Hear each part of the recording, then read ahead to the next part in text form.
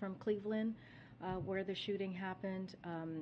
We just are right now. We're going to be focusing on the trip that we have planned, which is to talk about the American Rescue Plan and how to help the American public. And then one final question: can you talk about the status of the letter that Brittney Griner sent to the president? Has he been briefed on it? Has he even read it? Griner's wife was on television this morning. She really wants to hear from the president. Will he reach out to her in any fashion? So I can say that the president did read the letter. I was there when he read the letter. This is something, Brittney Griner being held in Moscow, we believe the Federation is wrongfully, she's being wrongfully detained in Moscow at this time. This is an issue that is a priority for this president.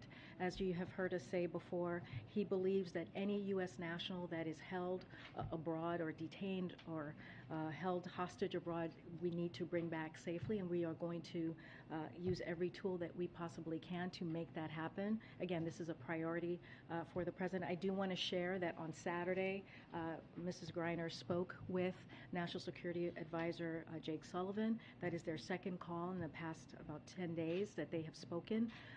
Secretary Blinken also spoke with Mrs. Griner as well recently. I don't have anything else to read out as far as a potential call or meeting with her family, but clearly we believe she is wrongfully detained. We believe she needs to come home. She should be home, as well as Paul Whelan as well, who's being held, and any other U.S. nationals who is being wrongfully detained abroad.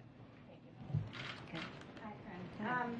Just to follow up on that, Griner's coach said if this was LeBron, she would be home, right? It's a statement about the value of women. It's a statement about a black person, a statement about the value of a gay person. All of those things we know is true. Do you see this as a double standard? This is a president who has put all of the things that you just laid out, the LGBTQ community, women, people of color. He has fought for those communities throughout his career, and you have seen that in policies that he has put forward. Again, this is a priority for this president. He's doing everything that he can. The White House is closely coordinating as well with the special presidential envoy for hostage affairs, who has met with Brittney's family, her teammates, and her support network. So we are going to continue to have those conversations, and we're going to make sure that she and others get home safely. And just to follow up, since this is a priority for the president, I mean, she's been detained for months now. Her wife told CBS this morning that she still has not heard from Biden, and honestly, it's very disheartening. I know it's a priority, but why has it taken this long, and why has it taken a letter from Griner in jail to reach the president to make this a priority? Look, this has been on top of mind of the president. Like, I was there when he read the letter.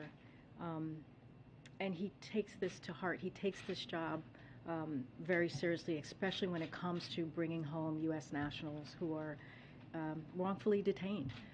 And you saw the work that his administration did to bring home Trevor Reed. That is the same work, the same focus that we did and put behind bringing Trevor Reed home. We're going to do the same with Brittney Griner and others. So again, this is a priority. We are going to make this happen. We have been in constant communications. Secretary Blinken, the special envoy, as I just listed out, and also Jake Sullivan, our national security advisor. We're going to continue to have those conversations, and we're going to continue to make sure we use everything at our disposal to bring her home, and also Paul Whelan and all the others U.S. nationals that are abroad. Thanks, Karine. How did the president go from blaming high gas prices on Putin to big oil to small business owners now? Well, here's the thing about that, Peter, is when you look at, as of this morning, when you look at the crude oil, and when you look at wholesale oil prices as well, they've declined about 15%.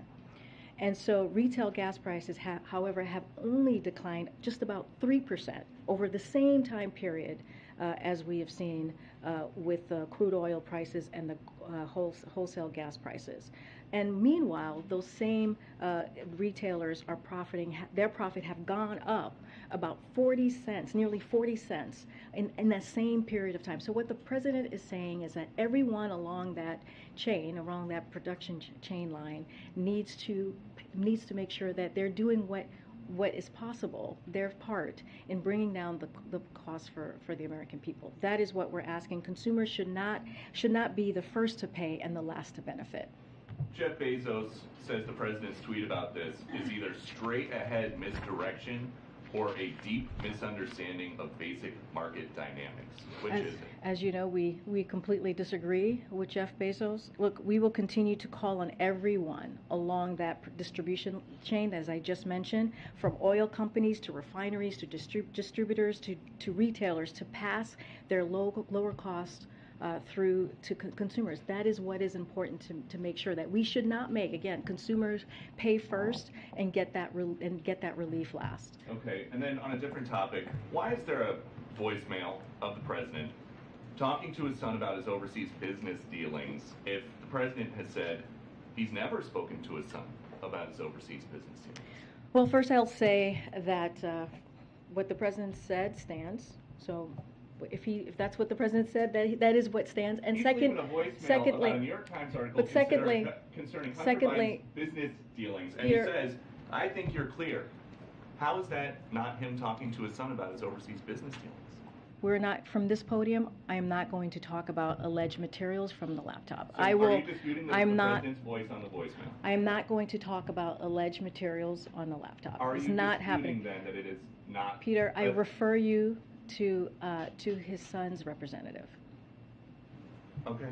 Good. Thanks, Karine. The president said the other day that he would meet with governors and then consider some more potential executive actions in response to Roe. So now that that meeting has happened, is there anything on the table that you are considering in terms of executive actions? So, as we have said, all options are on the table. The president is going to do everything that he can from his legal authority to make sure that we're protecting women's freedoms and women's rights. So that still stands. That still is something that we are going to do. I don't have an executive order, executive action to speak to at this time. As you know, when the decision came down almost 2 weeks ago, the president took quick action and he announced some executive authorities that we believe protect women, ensure that they can get access, health care access, as quickly as possible. As far as executive actions, I don't have anything for you to prove for you. Really quickly, is there an update on when the president will make a decision on Chinese tariffs, and will he be speaking to President Xi before he makes that decision? So I don't have a timeline for you on that. The president's team is continuing to look at our options on how to move forward. As you know, for the president and President Xi had a conversation back in March, and we continue to leave all communications lines open from the president on down. Okay. Just following up on that, the president did say he would have specific announcements out of the meeting, so has he changed his view on that there isn't anything to announce right now? No, not at all. I don't think he's changed his view on that. Again, he's going to do everything in his legal authority to make sure that we protect women and their freedoms and their rights the best that he can from, again, his legal authority. I just don't have anything for you to share at this time. It sounded like he had something in the pipeline there.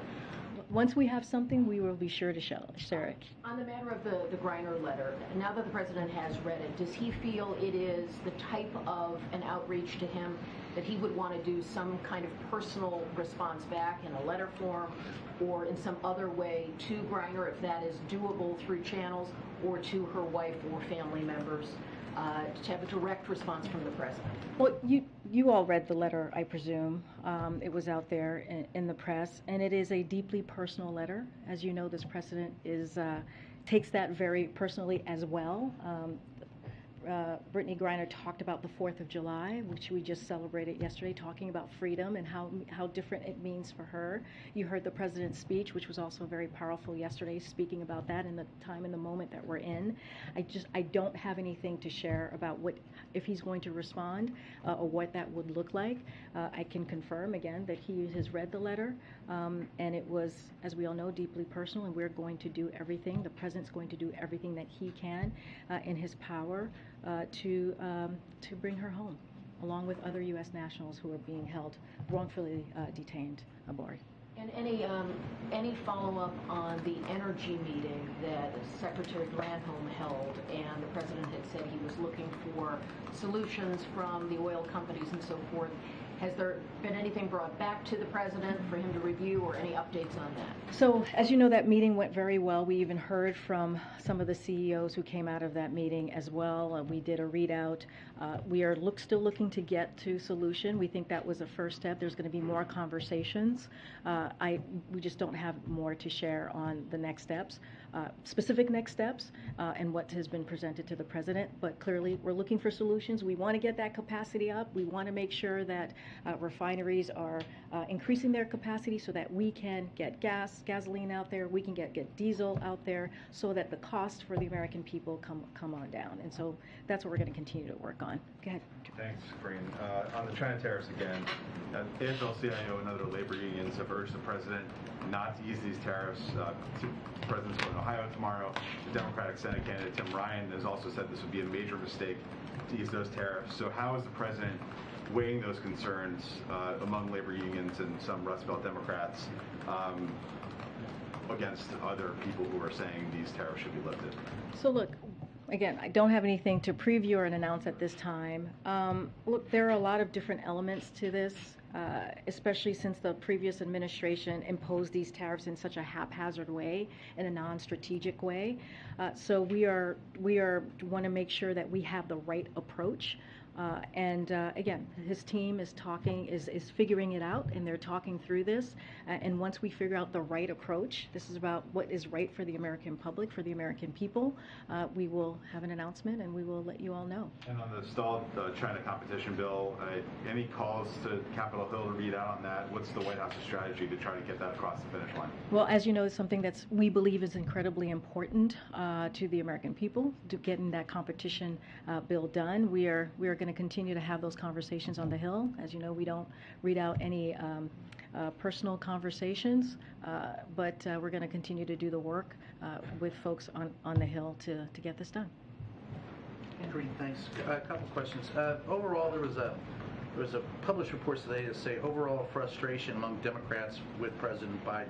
Is this administration concerned about that criticism from Democrats? And it also says that the president is incapable of the urgency needed because of Roe v. Wade being overturned. Any response from the administration to those published reports? So when you say Democrats, you mean elected officials or elected Democratic officials?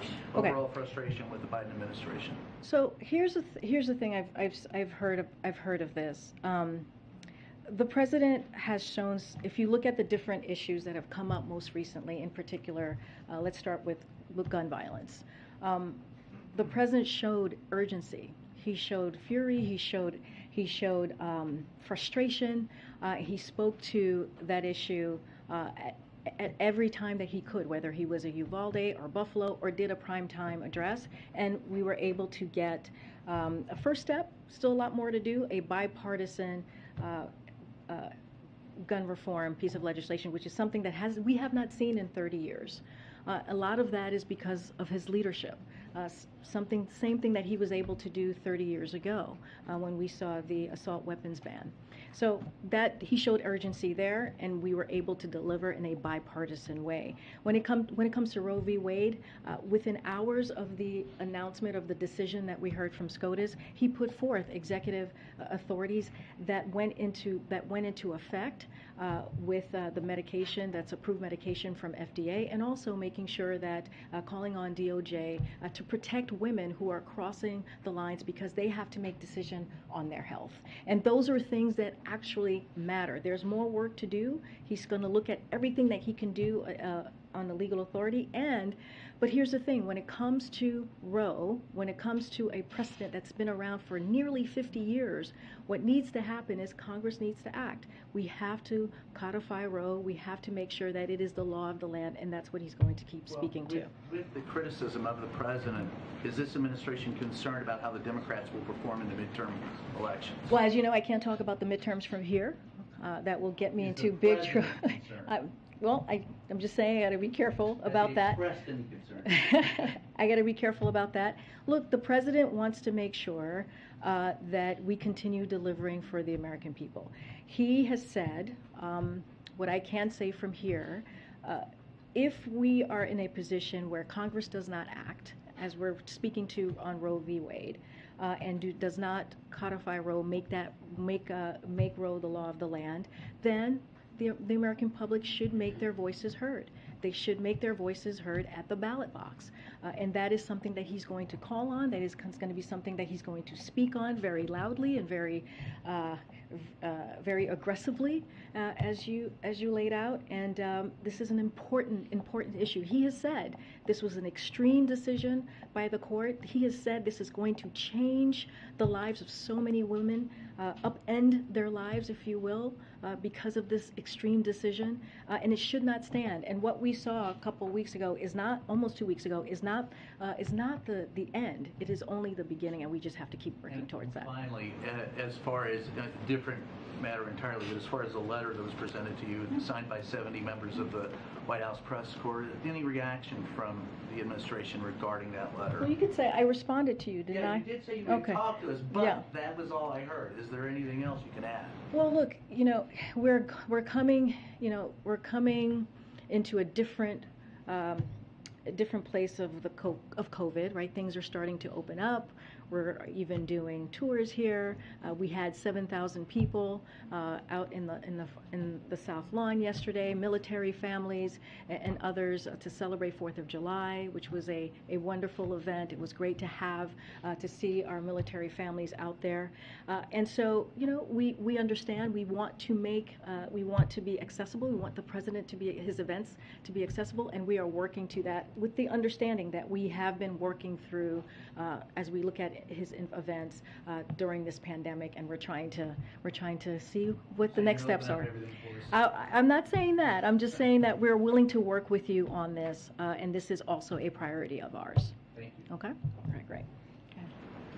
So just following up on the executive actions, I mean, the ones that the president had hinted we might hear more of Friday, you say are still being talked about. I mean, there's broad frustration among voters we've talked to, among many Democratic lawmakers, that you had this unprecedented situation of more than a month of knowing pretty much what was going to be likely in the ruling. You had the dynamics on the court were clear in place when this case was heard. There's a lot of frustration of why weren't those orders deliberated and decided and ready to roll out at a faster pace than here we are about 2 weeks later talking about when that next wave might come out.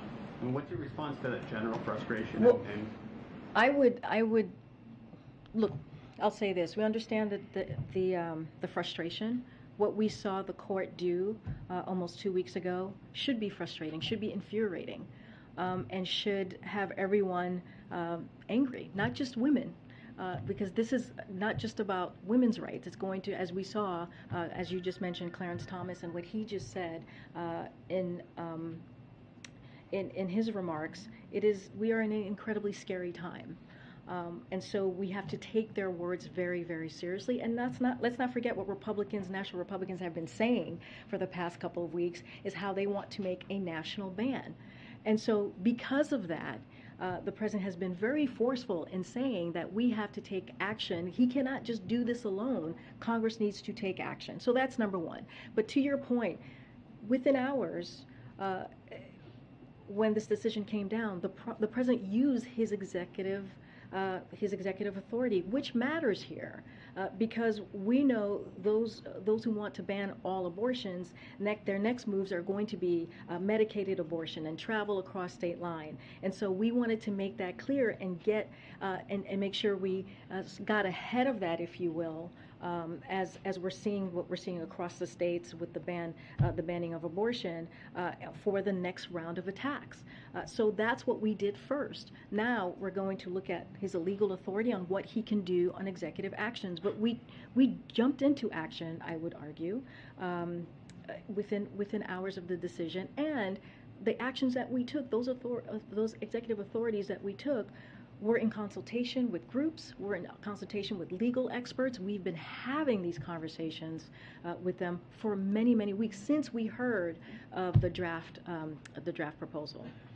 And quick follow-up on January 6th hearings. I mean, I know the White House has been pretty clear that due to the unique situation of January 6th, that executive privilege is not a top concern about precedent. But I'm wondering, given unique nature of a White House counsel's position. Is there any conversations about whether that sets a precedent for a White House counsel going forward to have to answer to Congress about deliberations inside the White House? Let me just first say, when it comes to January 6th, the hearings, the select committee, what we're seeing, it is important. The president believes it's important to get to the bottom of what happened, for the American public to see for themselves and get all the information that they can on what happened on that day. So as it comes to executive privilege, there is no privilege for trying to overthrow the government. That's what the president believes. That's why the president has consistently declined to assert executive privilege with respect to documents or testimony about the extraordinary events under investigation by the January 6th committee. We're going to continue to defer to the committee as it conducts its bipartisan, independent investigation. Okay. Thanks, Karine. On Brittney Griner, you were there when the president read Griner's letter. What was his reaction, and did he express any message for Griner and her family? So I'm not going to share any personal interaction that I had with the president. I just wanted to confirm that he did read the letter, and I will say, again, this is very personal to him. Especially when someone writes a letter in such a personal way. We have made this a priority. We have, Secretary Blinken, National Security Advisor Jake Sullivan has spoken to Mrs. Griner and her teammates and her family, and so we're going to continue to keep that open communication and have very honest conversations with them. They're private conversations, so I'm not going to share what those conversations have been. But this is also the case with all U.S. nationals abroad. Again, this is a priority for U.S. nationals who are abroad, who are wrongfully detained. It is important to the president to bring them home safely, just like we saw with Trevor Reed very recently ago. And so we're going to continue to make that a priority, but I'm not going to share any private conversations. And just to follow up on the pleas from the Griner family on wanting to personally speak with the president after reading this letter, is that something that the White House at this point is considering? I just don't have anything to share on what communication the president's going to have with Mrs. Griner and her family. All I can confirm is that he's read the letter and he's making this a priority. Okay, First, just on the Illinois shooting, Illinois already has a red flag law. It isn't used that often. It wasn't used in this case, even though the suspect apparently had put some violent imagery online. Is your expectation that the gun bill that just passed is something that would have addressed this kind of situation? So I want to be very clear.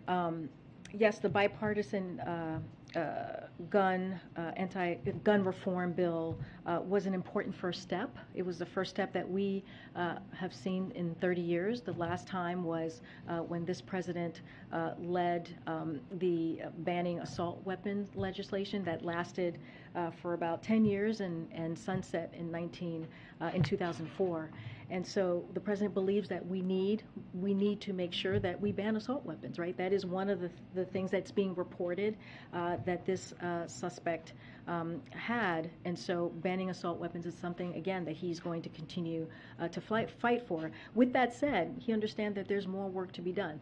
The bipartisan bill is going to save some lives. Like that is true. It will save some lives, but we need more. We need to do more work.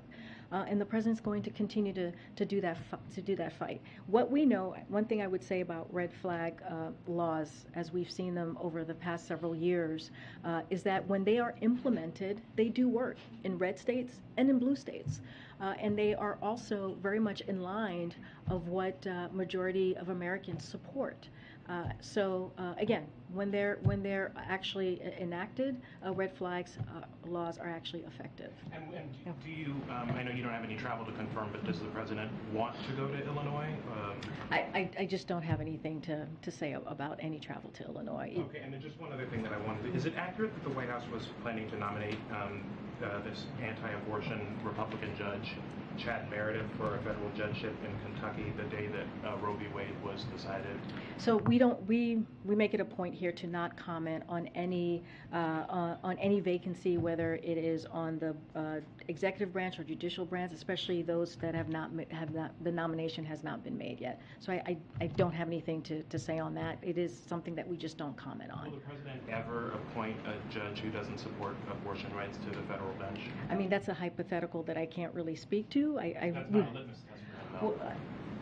I'm not gonna go on to litmus tests. All I can tell you is that we don't normally speak on vacancies where we haven't made a decision yet, whether it's on the judicial level or the executive branch. Go ahead. You've mentioned Trevor Reed a couple times. His release is part of a prisoner swap. Should we view that as a viable option when it comes to Brittney Griner or Paul Whelan or others? I cannot speak to any discussions that are happening on how any U.S. national who's being held abroad and wrongfully detained, what the process is going to be to bring them home. I just cannot speak to that from here. Is there a broad kind of contextual structure in which you look at prisoner swaps? Like why was that considered an okay thing in the Trevor Reed case? Is there kind of a construct the administration follows? Again, I cannot speak about that from here. Clearly, there are security and privacy reasons to not discuss the details of how a release happens. So it's not something that I can speak from here. I can say that we have a special envoy, that this is their focus. We are in constant communication with them on their process, but it is just for safety, security reasons. This is not something that I can speak from here. Just one more on a different subject, on the China competition bill that Jordan asked about. The Senate passed that more than a year ago. Is there a concern that it was allowed to linger for too long and in fact gave Senator McConnell the opportunity to put the roadblocks he's put up in front now because he didn't move on it until 13 months later? Look, it's unfortunate that Senator McConnell has taken this approach. Clearly, that's not an approach that's going to help the American public. That's how we see it. This competition bill is important for many reasons. So we're going to continue to work with Congress to get this done. And so we're going to just continue that process. I'm not going to go into any personal conversations or negotiations, as we tend to say from here. But again, this is an important piece of legislation that we would like to see move forward. Row 6. Thank you. Yesterday, President Biden, in his first opportunity to address the public in person on the shooting, he did so sort of very obliquely and fleetingly, and then he came back out on stage about 2 hours later and spoke a little more. Was that because he or his team felt he had initially missed the mark? No, he felt that he needed to speak on that himself. That was his own decision to move. He came out and he verbally said at the 4th of July, you all heard what happened today. Things will get better still, but not without more hard work. And then 2 hours later, that same evening, he came out and said a bit more.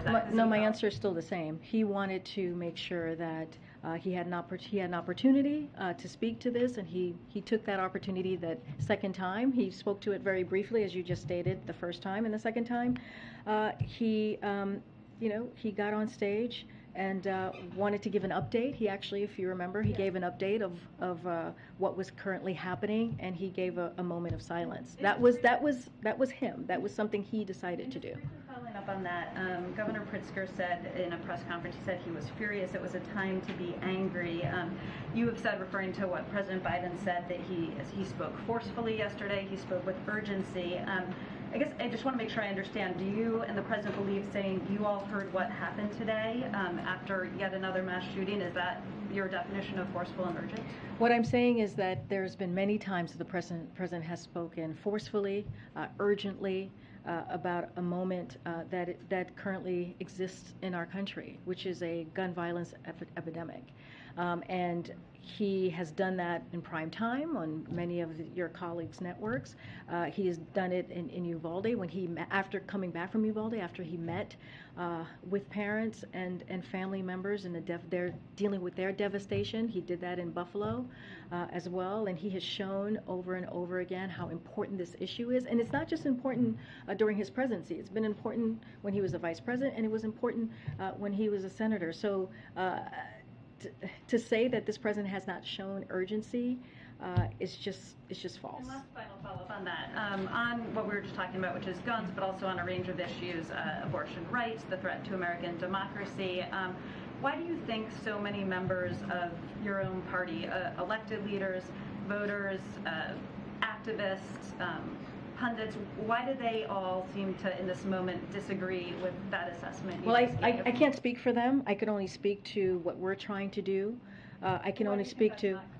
Again, I'm not going to speak for them. I would go directly to these folks, these activists, and our Democratic colleagues, and speak to them directly. And I'm sure they will give you a very clear response on why they feel that way. Look, this is a president that has been working tirelessly every day in and day out since he's walked into this administration, fighting for the American public. That is what matters to him. That is what is important, is delivering every way that he can to make sure that we get things done. I mean, let's not forget, while again, there's more work to be done, there was a bipartisan gun reform piece of legislation that has been done that has not been done in 30 years. That matters. Is there more work to be done? Absolutely. Is he going to call for more action and do the best that he can? Absolutely. This is also a president in his first year of office has had more executive actions on gun reform, on fighting gun violence than any other president at this time. So that matters as well. His actions should speak as well for how he's delivering for the American public. Okay. Yeah, thank you. I know you said the White House doesn't comment on judicial vacancies, but in this case, the White House already provided an intention to nominate to Kentucky Governor Beshear, that it would intend to nominate Chad Meredith on June 23rd. So does the president plan to nominate this individual who has come under criticism for being, from Democrats in Kentucky and nationally, for being an anti-abortion attorney and a member of the Federal Society? Again, I'm not going to comment on something that has not been decided on, that on any open vacancies. It's still currently, it is an open vacancy, and so I'm just not going to comment from here. Is there any deal with Leader McConnell regarding this judgeship that the president has entered into, whereby McConnell wouldn't hold up certain judicial appointments moving forward? I'm just not going to comment on an open vacancy at this point. All this angry response from a lot of Democrats in Kentucky, Representative Sean Yarmouth, Andy Beshear, others who have criticized that Biden would nominate somebody who stands against abortion and holds conservative views. Well, we haven't nominated anyone. That's what I would say as of yet. Okay, I guess I got everybody. Go ahead. Thank you. No, go ahead. I have the. Thank you. Following the Highland Park shooting, President Biden's 4th of July message was telling Americans to make sure they vote, but he didn't make an explicit call for Congress to act. So is that tacit acknowledgement that he sees Congress as it stands right now unlikely to take any additional action? Can you say the beginning part of your question? Well, in his 4th of July message, he urged Americans to go to the polls and vote, but he didn't specifically say Congress needs to act. Act on, is there something particular? Gun control legislation. So is that tacit acknowledgement that Congress, as it stands right now, cannot do that? Well, Congress did act on gun reform. There was a bipartisan bill that was passed. Is he frustrated that it didn't go far enough? I mean, the president has been very clear that we need to go further on the gun reform, that he is pleased that there is that he was able to sign a bipartisan gun reform bill, and that has been the first time again in 30 years that we have seen that type of reform, or any type of reform. Do we need to do more? Absolutely. He has been very clear on that. One of the things that I just mentioned a few moments ago was banning assault weapons. That is something that, as we saw yesterday, we saw an assault weapon was used in a horrific event yesterday in Highland Park. So that is something that he led on 30 years ago, and he wants to continue to see that happen again, the banning of assault weapons. Is that something he believes this Congress can accomplish? I mean, look, this Congress was able to do a bipartisan gun reform legislation. So we're going to continue to work with members in Congress to see what else we can do. Since those mass shootings, has he called any members of Congress? Has he planned to set up any meetings? A mass shooting just happened. Just trying to understand what he's done since then. Well, I mean, again, we saw gun reform bipartisan legislation pass. He signed that into law, which was a first step.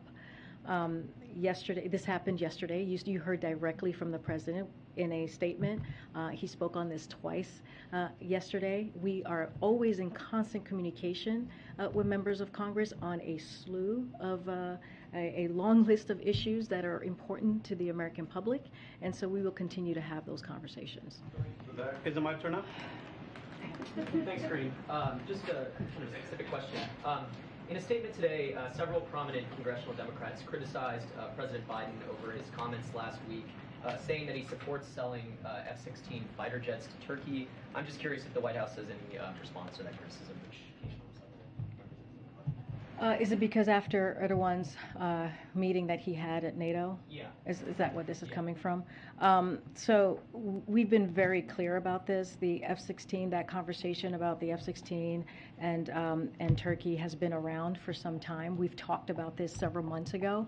So there's really nothing new. The president has supported that effort. So there's really nothing new to that. Okay. A Mideast question, and I'm going to take this. Mideast question and also a Ukraine question. Let me start with the Mideast. A U.S. District Court judge has given the administration until August 1st to decide whether to grant immunity to the Crown Prince of Saudi Arabia in a civil lawsuit filed by his fiancée, obviously in relation to his death. I'm just wondering if the president's willing or ready to weigh in on that, or if that's going to happen during his trip, or if that's something he's going to discuss with the Saudis. So that's a legal determination, so I cannot comment from here on that because it's a legal determination. Cool. Let's move on to Ukraine then. Can I just get the White House's assessment on these recent Russian territorial gains and whether that changes your approach? And then also with the president of Ukraine calling for a swift end to this conflict by winter. Is there a military solution to this conflict? And if not, what is the administration doing to reach a negotiated settlement? Could this happen in the G20? Who's involved? Can you lay out any sort of roadmap? Well, as the president has said, to your last question first, as the president has said many times, no conversation about Ukraine without Ukraine. What we have been trying to do and have been doing for the past several months is to make sure that we put, with our assistance that we have been providing, make sure we put Ukraine in the most strongest kind of position. So when there is that opportunity to do those negotiations, they're able to do that. But what we have seen from President Putin is he is not in a place or has no desire to negotiate. So going to your first question now is our approach has not changed. We are going to continue to support Ukraine. We're going to continue to help Ukraine fight for their democracy, fight for their territorial integrity. And, and then to your second question, going to the second one, we have said for months that the fighting in the Donbass, which is where I think you're speaking about, could be prolonged and protracted. That is something that we have been saying for some time, and we would see with gains and with losses on both sides. We're seeing that today, as you just laid out, but that doesn't mean that the Russians have been able to achieve with their goals, and doesn't mean that the Ukrainians have stopped fighting. They have shown their bravery. They will continue to fight and fight for their democracy. And so we will continue to support Ukraine. We have given them the most amount of support than any other country as it relates to security assistance, and that is not going to stop. Okay. Thank you, Karine. I would like to ask you about the announcement that the president made at the G7 for the Global Partnership on Infrastructure. But before that, I would like to know what's the difference between President Trump watching TV, even pleading to go to the Capitol while the Capitol was being attacked, and President Biden going to the beach and having fun while Supreme Court justices are under attack by a verbally violent mob. What's the difference between those two leaders? Wait, what's the comparison you're making? Could you say the first part? So I'm saying that what's the difference between President Trump not doing anything while the Capitol was being attacked and President Biden not doing anything while protesters, while the Supreme Court justices were under attack in their own homes with their families and with their children? Well, there are two major differences here. First of all, our predecessor was very, we have said that his behavior on that day, on January 6th, was atrocious. The president has said that. And we are going to let the select committee, the January 6th select committee, continue to do their independent review of that, their hearing. And you guys all saw for yourselves. The American people have seen for themselves what our predecessor has done, his behavior and his involvement. So that is not the same. That is absolutely not the same. We are talking about what we saw on January 6th. We are talking about an attack on our democracy. We are talking about a very dark day that the person who was here before us, seemingly, if you watch, was very involved. So that's very, very different. Now, fast forward to this president. This president is fighting for women's rights. He's fighting for women's freedom. He has spoken out. He's been very clear about what needs to happen next. He put out 2 executive authorities that lays out ways that we can protect women. He has said that everything is on the table. We're going to see what else we can do. But he has spoken very truthfully and very honestly with the American people, which is if we want to see Roe become the law of the land, we also have to act. We have to hold Congress accountable and make sure that they act. And if that cannot happen, then Americans need to go to the ballot box. And that is very different. And to say that there is no difference, that is just unbelievly wrong. But is it concerned that Supreme Court justice I'm moving on. Go ahead, Phil. Go ahead. Hold on. Go ahead, Phil. And then I'll come back to you, Emily. Go ahead. I've got a policy question about some of the oil that was released from the Strategic National Petroleum Reserve. But first, a follow-up. We have all heard it. The president likes to say, I will always level with you. He says it again and again. Moments ago, though, you seemed to dismiss Peter's question about his conversation with his son, Hunter Biden, with regards to his business dealings. And I'm wondering, how is that silence consistent with the president's promise to always level with the American public? Because, in public he says he hasn't discussed these business dealings. And then at least according to the voicemail that's been obtained by the Daily Mail and the Washington Examiner, it certainly seems like he was seeking to do exactly that, have a conversation about these business dealings. Is he leveling with the American public on this? Phil, I hear your question, but what I can tell you from here, standing at this podium, is that I cannot comment on any materials from the laptop. And I would refer you to the representatives of Hunter Biden. That's what I can share with you at this podium at this time. And then there's a Reuters report out this morning that says that more than 5 million barrels of oil that were released from the emergency oil reserves were exported to Europe and Asia last month, and some of it reportedly was actually heading to China. Is the administration aware of those reports, and does the president mind that some of this oil that was meant to ease pain for consumers is headed overseas? I have not seen that report, so I would honestly have to go look into it and see what the truth is in that statement that you just laid out, and see exactly what's happening. I just have not seen that report. Go ahead, Ed. Yeah, and then I'm so sorry. And then Ebony. I'm so sorry. I was supposed to go to Ebony, but you go quickly, and then we'll go to Ebony. The Atlanta Fed GDP Now tracker is showing that the second quarter, it's estimating second quarter's negative growth, 2.1%. Should that hold, the U.S. has been in recession for the first half of this year. Does the president believe that we are in a recession, first of all? Second of all, if that does hold, does the president accept responsibility for his policies as part of that?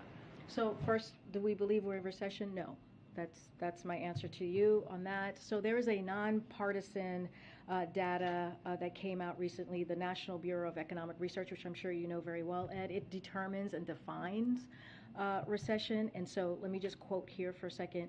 In recent decades, the two measures we have put the most weight on are real personal income less transfer and non-farm payroll employment. So that is from the Nonpartisan National Bureau of Economics Research, again, determines the definition of recession. So here are the facts. The facts are this. We've averaged more than 400,000 jobs every month for the past, over the last 3 months. We've held steady at 3.6 unemployment rate. Consumer spending remains strong and above pre-pandemic trends. Business investment remains strong, and household balance sheets remain strong. So we do not believe that we are in a recession, and we have a nonpartisan entity to speak to that more directly and more specifically. One more quick one. At the G7, there's video of the French president running up to President Biden and relaying a message saying that the Saudis are about at capacity through the UAE. Did President Biden ask the French to ask the Saudis to pump more oil through the UAE? I did not hear this conversation, so I can't speak to that conversation either. But what I can say is, as we know, the early week of June, the OPEC Plus announced that they were going to increase their capacity for July and August by 50%. So I will leave that there, and I think that says a lot about where they are with their capacity. And of course, we welcome that. But again, I'll leave it to OPEC Plus to speak to that. Go ahead, Ebony. I know I promised you. Two quick questions, one on gun reform. Is there anything or any consideration that the administration can do when it comes to regulating military-style ammunition, whether that be in production? Is there anything that the Fed can do to move in that capacity? Since you're not getting anywhere with on guns, what about ammunition? Any talks? So we believe that the best way to really have a comprehensive gun reform is through legislation, is through work with Congress. As it comes to the federal level, the president has done the most executive action than any president at this time in their administration. And so now what we are going to continue to do and continue to focus on is to work with Congress to do more. And one of the things that I've just been pointing out is the banning of assault weapons, which we believe is incredibly important, as the president led on this issue back in 1994. We're going to think. Second question, really quickly. Sure. The Senate recesses in August. A lot of the president's efforts on criminal justice basically have stalled, but I want to ask about the Equal Act legislation to end the disparity between crack and powder cocaine. The House passed the bill last September, overwhelming bipartisan support. Is the president leaning in at all on lawmakers to get this bill to him? So I have to talk to our Office of Leg Affairs on that. I do not know where that legislation is currently. I don't know if it went over to the Senate. I don't know where the mechanics are on that. But happy to take that question to you in the back. No, we gotta go, guys. Thank you. We'll be back. Well, hopefully we'll see you in Ohio tomorrow.